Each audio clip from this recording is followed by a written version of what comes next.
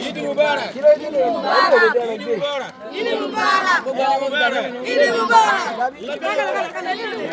Vakfı bağışçılarımız şu anda yetim çocuklarımızın etlerini dağıtıyoruz. Rabbim hayrınızı kabul etsin inşallah.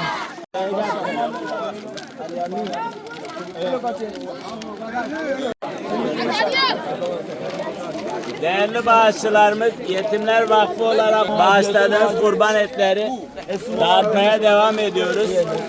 Rabbim hayrınızı kabul etsin. Gerçekten burada çok ihtiyaçları var. Yılda bir sefer de olsa sizin hayrınıza et diyecekler. Allah hayrınızı kabul etsin inşallah.